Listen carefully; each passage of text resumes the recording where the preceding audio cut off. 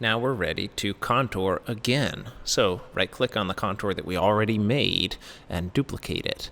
And select the duplicate and drag it down so that it happens after those two probing toolpaths. Double-click on it to edit it. The only thing we're going to change is we're going to go to the Passes tab and we're going to uncheck that Stock to Leave box, cutting off that final 1/1000 of material now that we know exactly where the center of our part really is. From the top of our setup now, we have faced the top, contoured, leaving 1/1000 stock to leave, probed on X, probed on Y, and contoured again, removing that 1/1000 with precision. Now just the chamfer toolpath remains, and it is a piece of cake. Come back to the Milling tab, add a new 2D chamfer, select your chamfer tool, select the closed chain around the top, go to your Passes tab and zero out your chamfer clearance so that we get a non-empty toolpath. Click OK and we are done. Lastly, click on your setup and simulate the whole setup. You should see the facing operation. Take material off the top. Then you should see the 2D contour.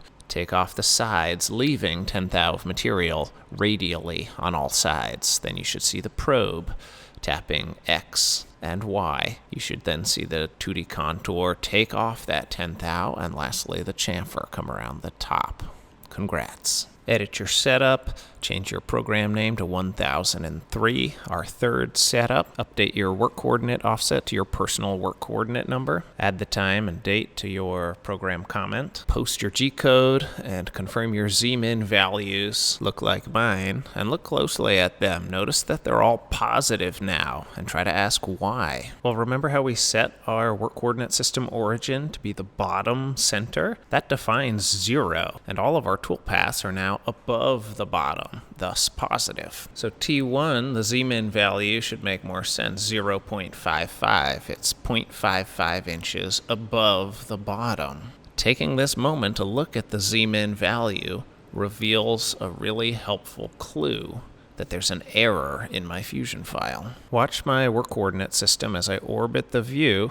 See how it's hanging off the bottom? And you might be saying, it's not hanging off the bottom, it's on the bottom of your stock. And to that I would say, yeah, it could be, but we cut that metal away back up here. It doesn't exist anymore. So this work coordinate system is not findable. I really should be up a little bit on the bottom of my model. So let's fix that. Edit the setup and look here on the stock tab to remember how I set up this stock to be from preceding setup using rest machining. Fusion can't use rest machining. Its simulated version of the little chunks of metal that you've cut away. It can't use that as the source of a work coordinate system. It needs something more precise. And you can see that back here in the setup tab, where even though I've chosen stock box point and picked a point on the bottom, and supposedly my stock is taking into account the fact that I've cut some of it away, Fusion is ignoring all that. It's just putting it at the center bottom of the original stock before any cutting had happened. Thankfully, this has an easy fix. Just change from stock box point to model box point as your method of setting the origin. The model is what we revealed when we cut away that top metal. And notice how when I switch, my work coordinate system jumps up a little bit to rest on the bottom of my model. Click OK to commit those changes. Fusion's going to complain that all your toolpaths need to be regenerated. Just hit Command G and then repost your G-code to see your Z-min values have been updated. It's no longer 0.55, it's now 0.51.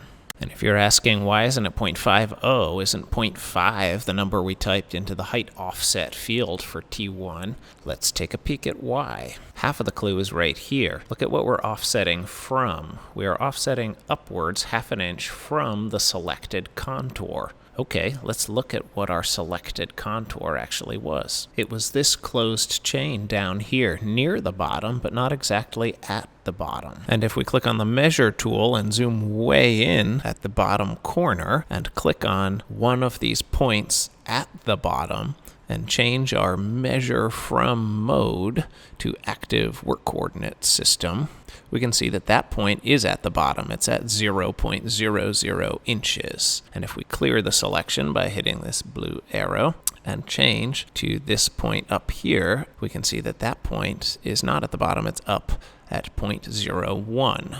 That's where we offset from, half an inch. And half an inch plus 0.01 is 0.51 inches. All of this to say that baked into that Z-min value is always a useful clue. So look at it when you post your G-code.